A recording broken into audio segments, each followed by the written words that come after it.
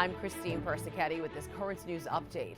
Pope Francis appealing to the faithful to pray for Haiti after this weekend's devastating earthquake that killed roughly 1,300 and injured thousands. At the end of his Sunday Angelus, Pope Francis prayed for the people of Haiti. Mentre levo al Signore la mia preghiera per le vittime, rivolgo la mia parola di incoraggiamento ai sopravvissuti, auspicati che verso di loro si muova l'interesse partecipe della comunità internazionale. The earthquake center was about 80 miles west of the country's capital, Port-au-Prince, and was stronger than the 7.0 magnitude quake that devastated Haiti in 2010.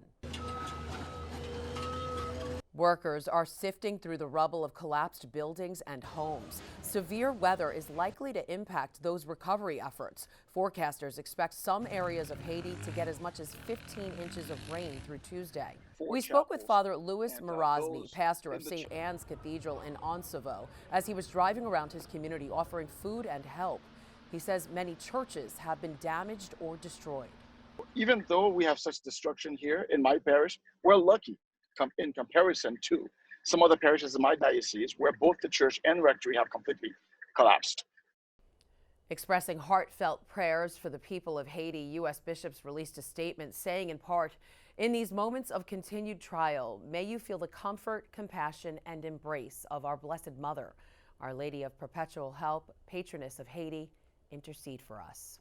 While the full extent of the earthquake is far from known, Catholics here in the diocese are already stepping up to lend a hand. As Currents News' Jessica Easthope reports, assistance is well on its way.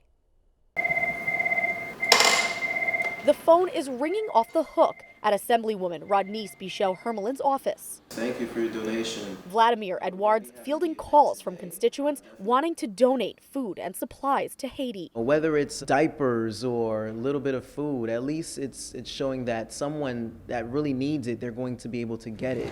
When news of a 7.2 magnitude earthquake made its way to Brooklyn, organizations and churches mobilized.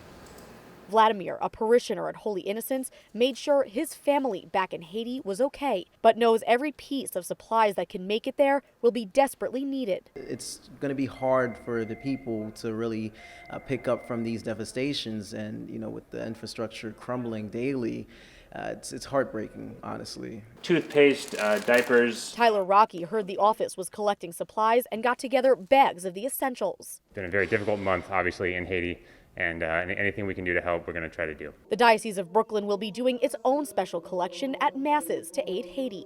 In a statement, Bishop Nicholas DiMarzio said, quote, "We'll continue to pray for them and will also pledge that with the Haitian community and others, we'll take a collection up to help, whatever we can do." Collections in the Diocese of Brooklyn will begin once all parishes and pastors are notified. Jessica Easthope, Currents News.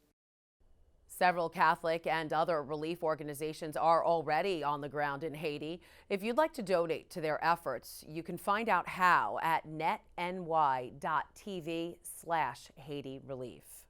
The Pope also appealing for peace in Afghanistan. The Holy Father's words coming at the end of his Sunday Angelus prayer. Panic and chaos have gripped the country as mobs of Afghans rush to flee Taliban rule.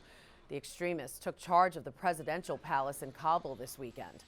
The Biden administration has sent thousands of U.S. troops in to oversee the evacuation of American diplomats and Afghan allies. Last Friday marked the first feast of Blessed Michael McGivney, the founding father of the Knights of Columbus. And as Jessica Easthope reports, it was an event many Knights have been praying for.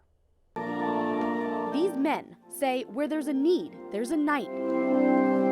And the need now is another miracle for Blessed Father Michael McGivney. We're praying for that miracle, and we hope it happens soon. But in the meantime, we are doing the work of our founder. Mass was celebrated at St. Finbar Church in Bath Beach Friday for the first ever feast day of the Knights of Columbus founder, who is on his way to sainthood. At the Mass, a first-class relic, a piece of Father McGivney's bone. One by one, the Knights came up to venerate it, each remembering why they were called to join the fraternity. We venerate them because they represent something that spiritually means a lot to us.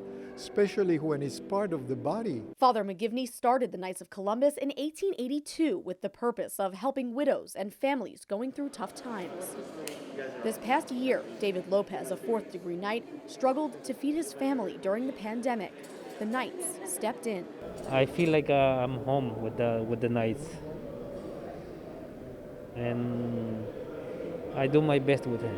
Father Michael GELFANT, the New York State chaplain for the Knights of Columbus, says Father McGivney's legacy shows that each Knight has the opportunity to become a saint himself. Ultimately, you're helping other people find God, but you also are building a path to your own holiness. If another miracle is attributed to Father McGivney, he will be canonized a saint. In Bath Beach, Jessica Easthope, Currents News. That is this Currents News update. The newscast will be back to its full length this fall when we move to our new studio. I'm Christine Persichetti. Thank you for joining us because we are putting your faith in the news.